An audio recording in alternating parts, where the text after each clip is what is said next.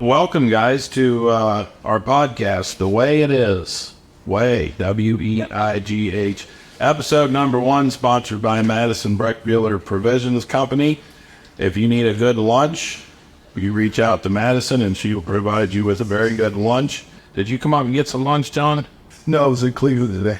Oh, gotcha. All right, so we're talking with Mr. John Knapski. What year to start? 1978. All right, so help me out with the math here. How many years? This is 47. 47 years. What's your title now with Brechbuhler? I believe it's...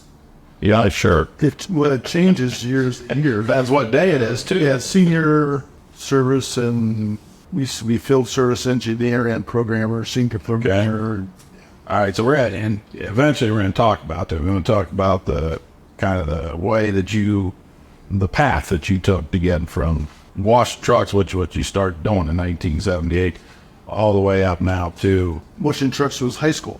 Oh, so you were still part-time at the time. So you've been 77, 75, 76 area, one of those. 76, 77 time frame when you were washing trucks, and then started really full-time 1978, correct? Yeah, January 78. Okay.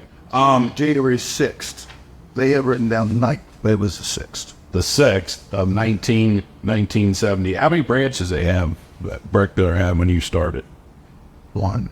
Just the Canton branch, right? Just Canton. And then they acquired the Cleveland shop. Yep. They bought Moscow. I moved it in, Paul, Danny, and Donnie. They bought Sherwood General. We moved them from down in Columbus to another location. When you said Danny and Donnie, you're talking Don Moody. You guys moved. We moved all the equipment that they purchased that actually to the current Cleveland building that they're currently in. So all them old machines that were up there, we moved all of it. Some of the questions that might be kind of funny, some of them maybe not, some more historical questions, but let me ask you a question. What's kept you working for Brechbuhler Scales for as long as you have? I mean, and I know there's probably multiple different reasons, but... You never had to worry about getting laid off. Yeah, good point. Had 2 kids, raised 2 that weren't mine. Okay. So it was work long, not hard. I mean, I had friends that worked Timkins, and they worked a couple years, and they'd be laid off, and I'd be wishing I could get laid off. Because you were working so... Yes. So you might have worked more overtime you did straight time, right, John? Probably, yeah. Hours were, back then, hours were unlimited. There was no such thing as an 8-hour day. I gotcha. Now, on a side note, okay, talk to me about your scale diet over the years. And so, start with peanut butter and jelly. Yes. Then you packed the lunch. Oh, yeah. Peanut butter and jelly was like the favorite. Twinkies. That was food you could eat after 1 hour or after 25 hours. And the Twinkies, so good. You carried a whole box of them, right? Sometimes you never know when you were coming home. That's correct. I mean, you say goodbye in the morning, it would be, I see you when I get back, and sometimes she'd maybe be 8 hours, 12 hours. I mean, there's times I had to go to a job, and I stayed for a week. I remember the Twinkies. You used to carry a box of those things. They also had like cooler Slim Fast too, then, yeah. Years later, when they started making it, I would do this with Slim Fast, but it wasn't a favorite. Now, you said, okay, you leave in the morning, you never know when you come back. So tell me where it was at, and if you remember the year, tell me that too. What was the longest shift that you ever worked? The longest shift that we ever worked was Mike Philo, my brother-in-law, friend Starkey, and myself, North Star Steel in Youngstown. Okay. We repaired 2 charging scales, tested them to 80,000. We ran conduit up the side of the big steel building and put up a remote display. We had a man lift that set, oh golly, it must have been 40 or 50 feet out. So you were above the charge pit. And we went up one time with my brother-in-law. I think it bounced so much, once it hit the ground, he got out. him and Philo just handed me conduit pieces. You stayed up the lift. And I ran the lift. Yeah. Did you wear a hard safety harness back in? No. There's such thing. Just hope you didn't fall out, right? Yeah. You learn to move the control very slowly. So as 56, I remember a year. I mean, like maybe say mid-80s or... Yeah, that was probably 80s to beginning of 90s maybe. So it was still North Star Steel in Youngstown. Yeah, so for the guys in Youngstown now, it would be Maloric. Yes. It's under a different name. Yeah. And after we did that, it was only a couple of years, then they went to a low profile. Because these were huge street-aramid weight bridges that were all concrete pit scales with 2 and 3 foot I-beams, and they were 400,000 pound scale. It was like 30 foot long. Gotcha. That's all gone now. See all the profile. Yeah, they went to low profile. 80s to in early 90s. What was your favorite scale indicator? You can't say GSE. I know GSE is your all-time favorite, but I mean, in that era, what was your favorite scale indicator? As the scale indicators came about, your favorite one was the electric scale DR520. The DR5 and a quarter. That we had for you installed right a house of those. But what about like the UMC 600? Well, then it stepped into the 1000s. Then the UMC, I think it's 1200, 2008, 2012. Then you get into the UMC 600 area. But the GSC was in there too. But it was a general then back then, right? General scale? No, General had its own indicator. Okay. And then GSC, they were way ahead of their time. Because if you could dream it, you could make it do it. With GSC. Now, speaking of GSC, is it true that your garage alarm system is built off of GSCs? Yes, it is. All right, talk with about that, John. All right, so we show up at your house, we walk into your garage, and take me from there. What happens with the alarm? Oh, well, you have to walk in the door, you have to turn around and use the label display keypad to key in your passcode, which goes up to a hidden place in the wall and upstairs, and also transmitted back to the house to another GSC that's the master. And so if somebody walks in your garage, you keys a code in, you're going to know it in your house. Yeah. First off, the garage has no windows. That was purposeful. Garage doors and man door are all trigger alarm. They all set off if they're open. And the GSE's controlling the alarm too, correct? Yes. So you have inputs coming off the garage door into the GSE. Sounds an alarm inside the garage, but it also sounds a louder one that's up on the second floor of the garage that you don't have access to. You can't turn it off. Somebody can't turn it off. Even if you turn off the power, walk over to the switch box and kill the main, it's all battery backup. We definitely know you like GSE indicators, and John, being that your garage has a GSE alarm on it. Yeah. Walk me through in detail how a grease job was done back in the day when you started. Now, obviously, we got to take a couple things. We're going to put a couple things on the table here, I guess. Discuss the scale, pit scales. Mechanical pit scales. Yeah. How many fellas would go on a job like that? Yeah. 2. Okay. 2. You have jack stands that the previous older guys had, they previously done it. So we had steel jack stands that we just set those there, and then your 20-ton jack would sit on top of that. They would give you maybe about 3 inches to the bottom of the weight bridge. And if you place it in the correct place, you could lift on a 60-foot scale 2 sections at once. Okay. Sometimes you would block it, put taller jack stands in, and sometimes you wouldn't. Back then, you weren't as safety conscious as you are now. Looking back, you think, we really did that.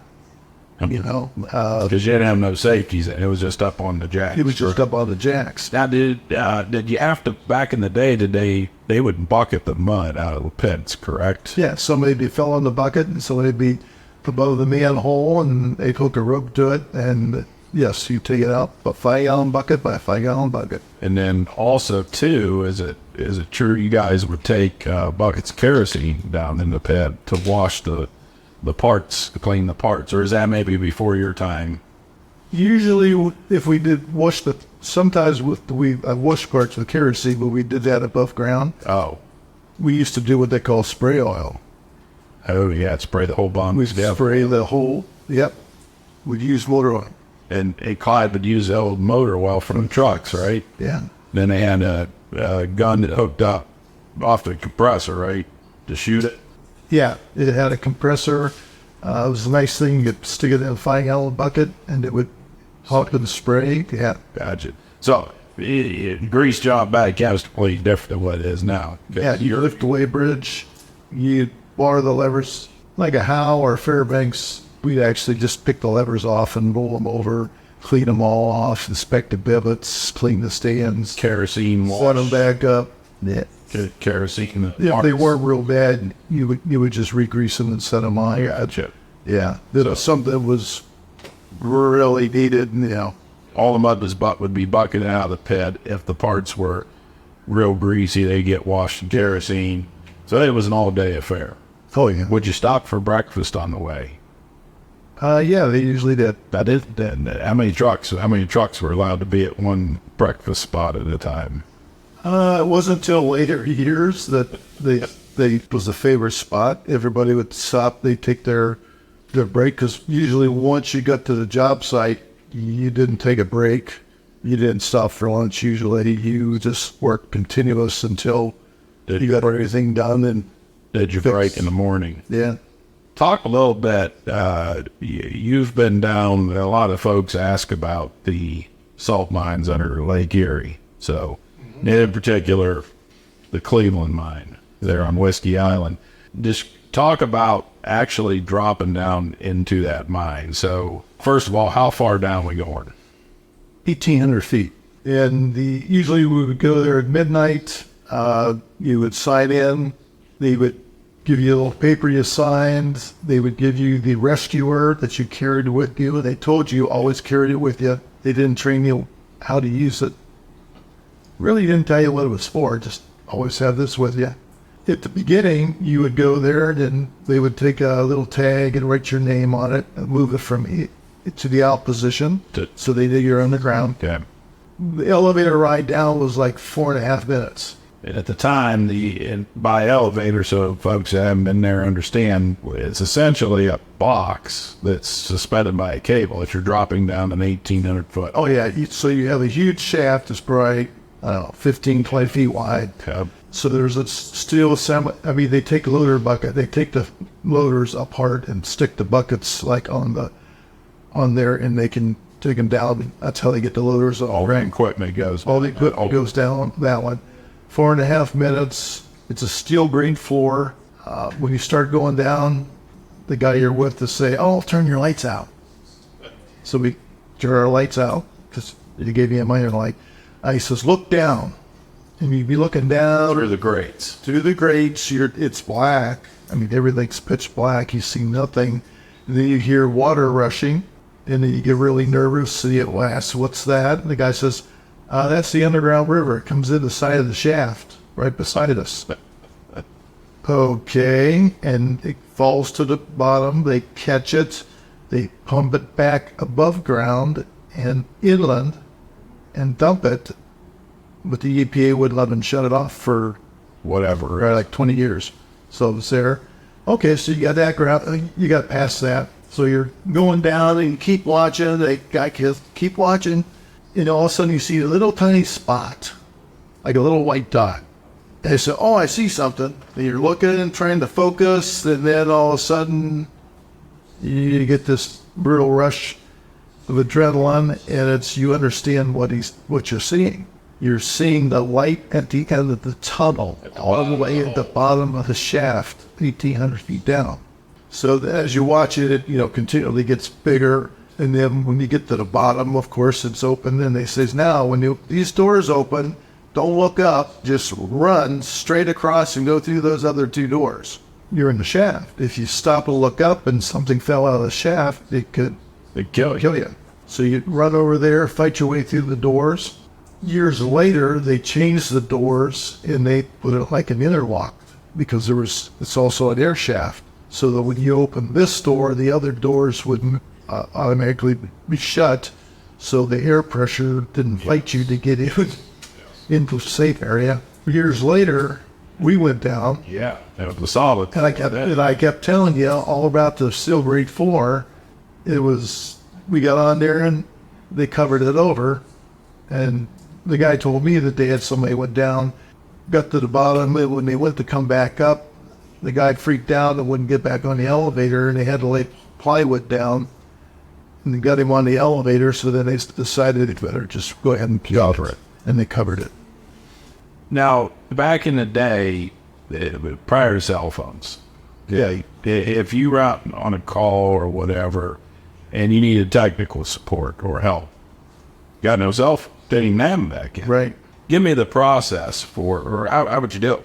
You would either use the people's phone that's there.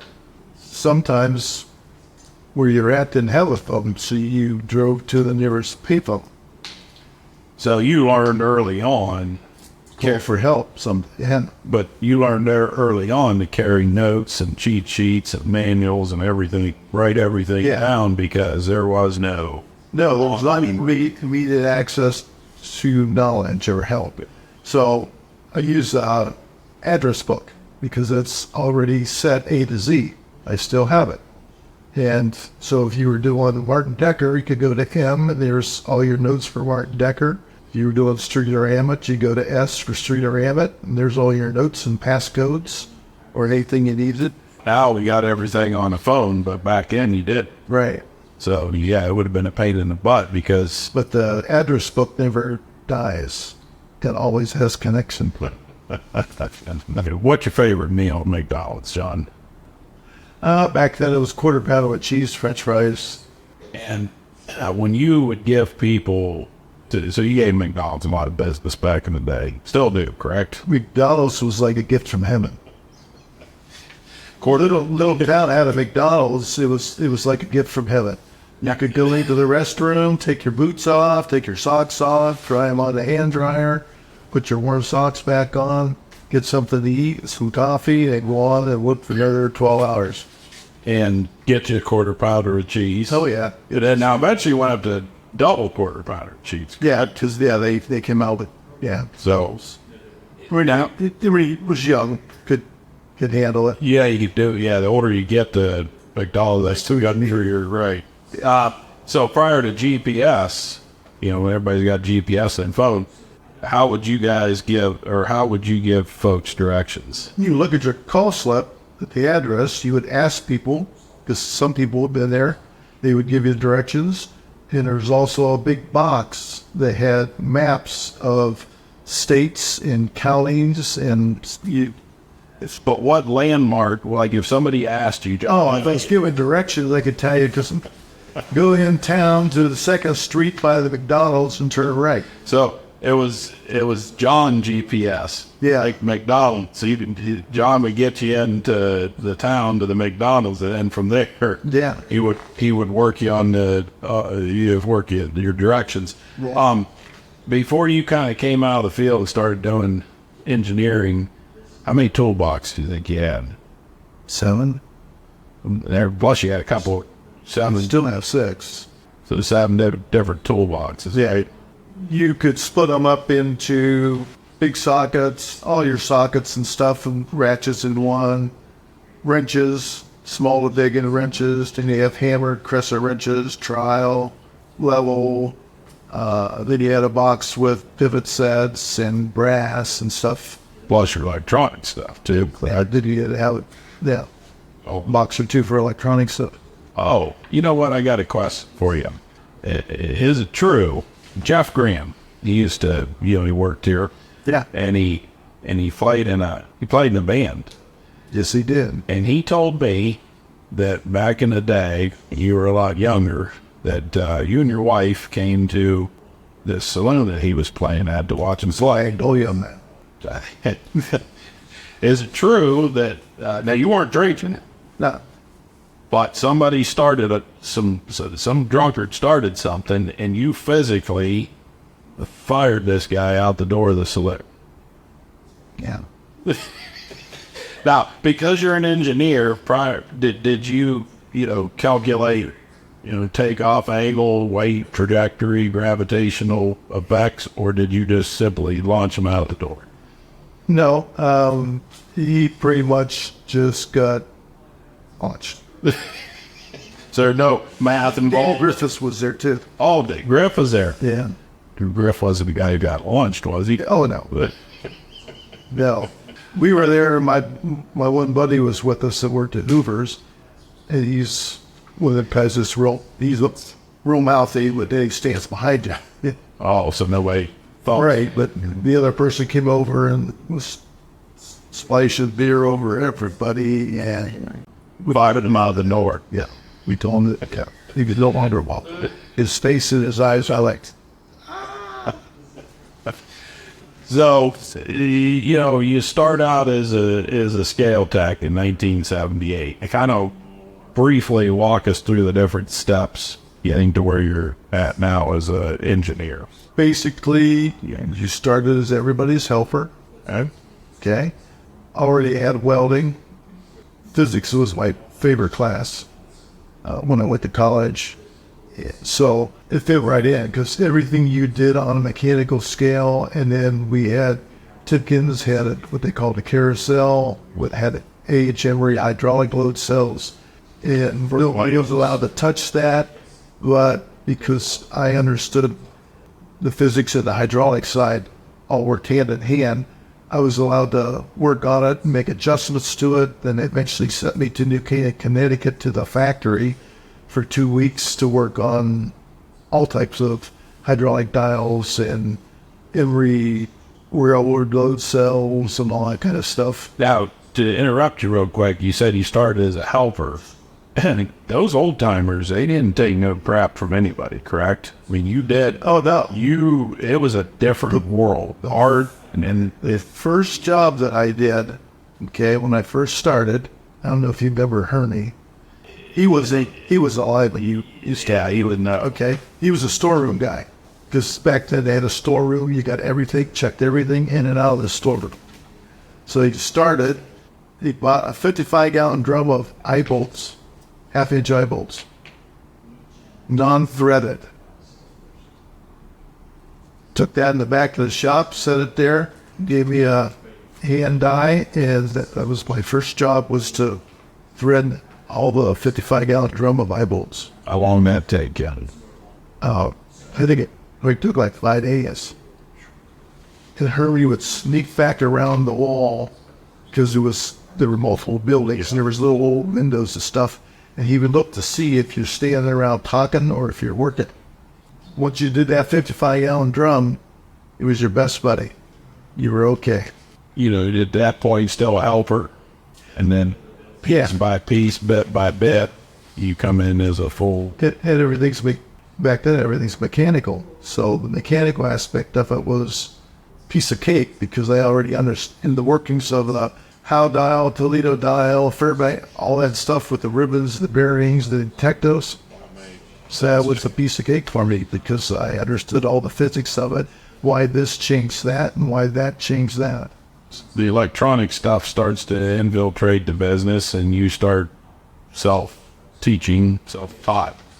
Yeah, well, Delaware would try to explain to everybody, load cells, stuff like that. It was hard to get back then, information on load cells and stuff. I mean, there was very little literature or places to... It was still in its infant stage. Yeah. It was just technology. Right. So then it progress on and the GSE indicators come out. Well, actually, kind of in between this, you start to dabble in communications. So your BCD... binary code data. So your cable was like 24 wires to make a cable. It was like a DD37 connector, right? Yep. And then you get into the GSE stuff and you start finding out, hey, you can program this, make it do this, So then you kind of start in that, correct? Yeah. And then on to service manager, can shop. Yeah, he did all those years, and he did GSC systems. So he worked service, and we did tons and tons of specialty belt scales all across, different lines and everything. Yeah, we want to talk in just a second. I want to talk about that. Yeah. West Virginia. But as you progress through that, as we did the GSEs, it became more programming. Then really we're lucky because Canton had great customers. Our customer base was great. Always had 2 or 3 projects. And we had salesmen that would sell anything they could dream up and then come back and say, "Hey, you got to do this." I just sell it, you make it work. That's exactly what it was. There was no shortage of types of customers. So going to coal, let's start first with Ken. I remember when I started, it was not uncommon for 2 to 3 crews every day to be at coal mines, or prep plants. Yeah, It's gone. they mostly would be working on truck scales. Correct. Well, yeah, truck and belt, but talk briefly about your time down. If it was a belt scale, I was there. So you'd have the belts and the trucks, the truck scales. Loader scales used to began cutting the tougher digilog. I mean, I install hundreds and hundreds of those. But talk about your time down in West Virginia. So go back into the 90s, Carl Bishop, Lowell Stewart, they just started. So it's been early 90s. Parkersburg was just starting. It was a house with a garage. Nitro was needed, and Nitro was in Dunbar. Okay. It was a rented garage. You'd leave and close your eyes when you left Canton and drive down there, and then when you got there, you'd open your eyes and go to one of those places, and we'd go out and, like for Parkersburg, we would go out to Clarksburg. You'd do Federal over 2 and all kind of different. Most of them had underground mines, a truck plant above ground. Actually, way back then, they had the scale. They had load cells on the rail loadout hoppers, but they had belt scales that fell. So, like at Federal number 2, the first time we went there, everybody met you, shook your hand, and then busted out laughing. And you're just like, okay, because all the thing we said was we were here to fix all the belt scales, and they just laugh. And they says, well, the last guy was here, they called him Mr. Coffee. He just walked around with a coffee cup and pointed to everything and told everybody to do this and do that, but nothing worked. I said, oh no, we do, we had Dale Waggle. And the Waggle, Parkersburg, yep. I said, we do all our own work, not a problem. We worked up, walked down there, looked at the tray loadout. They said, this hasn't worked for 10 years accurately, never would repeat. We stand back, look down in the tunnel, walk down through there. He says, yep, I'd like to see why. There's a 2-inch difference in the height as you're coming off the scale, and where it goes on up, there's 2 inches out of alignment. So we explained it to Frank, and okay, they'll make the shims, and they put anchors in the top of the tunnel, put big pieces of plate so we can hang come-alongs. You come in at 7:30 in the morning.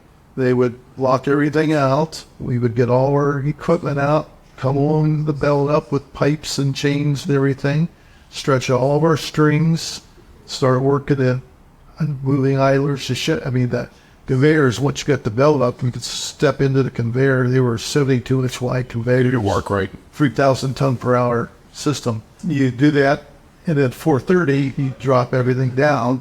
They got to run. Unlock it out, and they would run all night long. And it took us 5 days doing that to align the scale. That was at Federal too? I think it was Federal over 2. Let me check with our sponsors, John, see if we got to go on a commercial break. We still good, guys? Guys are good. No, I guess send them to. All right, we're back from commercial break, John. Okay. So at this point, Carl and Lowell, so you got Right. start That particular location was just Dale, at the time. So then we moved on down into the Nitro area. One of the bigger ones. I mean, we did a lot of places with Carl and Lowell Yeah, we used to get a service call from, his name was Jeff Music at U.S. Steel Mining. And that coal mine was deep mine and prep plant, called two-side, Pineville, West Virginia. That was the Cadillac of everything. Everything, if you had a conveyor, it was humongous. It was in a tube, and it had a walkway on both sides. It was a Cadillac place. He would call up and say, they started out because they had a couple of belt scales that were tech ways that people put in, but they never performed good, okay? And the melt scale's all about the alignment. So we took his scales out, we put new autoways in, and of course we aligned everything. We 6 or 7 idlers to the right and 6 or 7 idlers to the left because all conveyors sag. Everything worked fantastic. Then eventually we got around to, we could put your other scales in too. And we did. We ended up he picked other conveyors, so we took the ones we took out. It'd be like a week to do one conveyor, or at least several days. Yeah, he'd call up and want something done, and you get there and he'd say, I gotcha. You're here for a week. So the first time he got you, because you only packed for 2 days. After that, you know, well, I'm going down there. You pack all your Twinkies, pack all your Slim Fast, Great John's clothes, Slim Fast. You pack everything, because once you get there, he's going to tell you you're there for the week. Then just find a cheap hotel or motel to stay in, correct? They were all cheap back then. Some of you'd have to drive 20 miles to the hotel. Or a car would hang out the window into the fog and look for the white line as I drove 10 miles an hour all the way up the mountain and down the other side till you got out of the fog. 3 o'clock in the morning. So he'd hang out the window, kind of give you steering directions. Yep. If he yelled real loud, you'd just stop. Otherwise, it'd be right, left, and he'd watch for the white line on the edge of the road so he didn't drive off the road because you couldn't see in front of him. It was so fun. It was back in the mountains. Yeah, he was back in the mountains. So a lot of the coal, up here in the Canton area now, most of the coal mine, well, almost all of them shut down. Yeah. And the coal-fired power plants, but obviously, yeah, the nitro ones are closing. Yeah, I worked all of them. The nitro shop still has plenty of them, and now the nitro boys are taking care of all that very well around there. Yeah, they progressed great. And if you want, Barber came along, and it was you to get on the bandwagon and let these guys really progress and run with it. So now they're at a point where that's who we call they're belt scales, loader scales. They're definitely the experts on that. We'll get her finished up here in a bit, John. But a couple of questions for you. In 10 years. 10 years from now, where do you see the weighing technology? Where do you see, obviously we have the digital load cell technology now. We have the programmable indicators.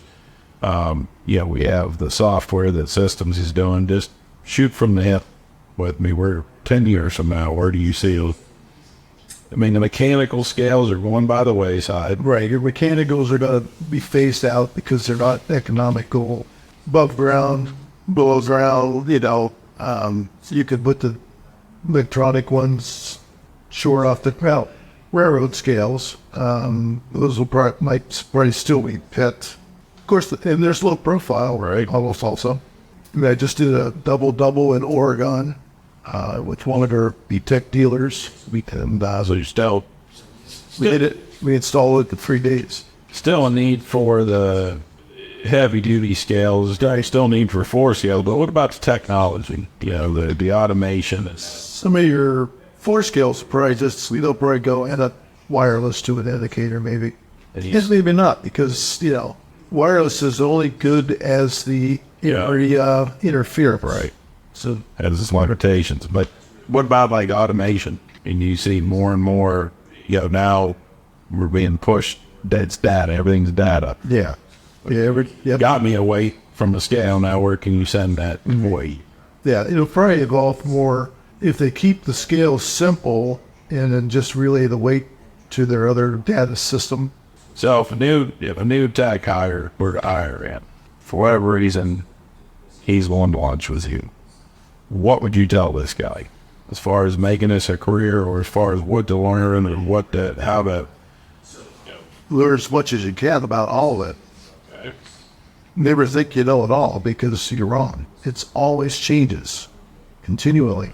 That's what kept it interesting all the years, is because even though you have this indicator, it eventually phases out and gets another model indicator that does more. So everything keeps progressing and keeping it basically fresh and more challenging.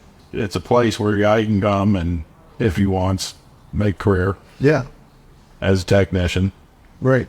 But in order to do that and be successful, he has to constantly ask questions, write stuff down, record stuff, because you may not run into it for 6 months from now. Right, that's it'll take. some things you'll do today, and you may not do that specific item again for 6 months.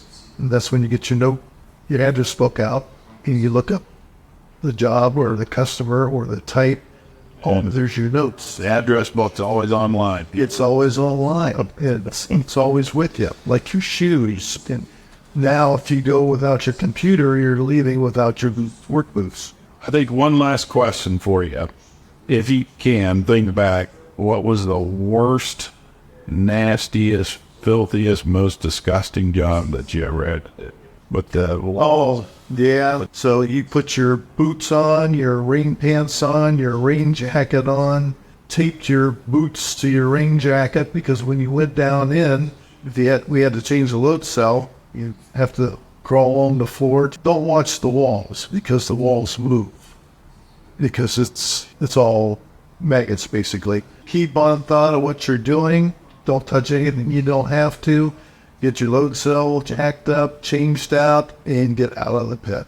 while you was down there, did you ever think I should have went to college and maybe got a degree in accounting or something? No, because I liked what I was doing other than everything else, other than that role. But no, it was a pit scale, but you just opened all the manhole covers, 10, 15 minutes. There was no check the gases down in the pit, which you actually should have years ago, but technology was, one of the times I was the most sickest was up in Akron. You got about 4 inches of water under that, up on the how levers. Everything is fine until you took your trowel and you clean under the lever and you broke that dirt to the surface. And about 30 minutes later, I was so sick that they had to come get me. Keith Wilton came up and got me, and somebody else had to finish it because Stirred up gas. it was some kind of gas from looking back, now I know what it was. At the time, it was just, you were instantly sick and you had no idea. Probably hydrogen sulfide, which will kill you. Yeah. That's one of the things the gas detector sniffs for. Right. And oil. And we didn't have any of that stuff. But it was fine until the dirt broke the water surface barrier. And then it was like, wow. But then like 30 minutes later. So one of the things you might tell that new tech that you're going to lunch with is make sure you sniff the pit before you go in. Right? Exactly. How to use the gas monitor detector and make sure you take it with you. All right, John. Well, we talked for about 45 minutes. I appreciate you coming on the podcast and talking with us and sharing some of the history of Brechbuhler and what you've seen over the past 46 years. 47 years. And so I want to thank you for it. And My pleasure. Thank you. You're very welcome. And as a token of our appreciation, Massa's going to have lunch for you tomorrow. How's that sound?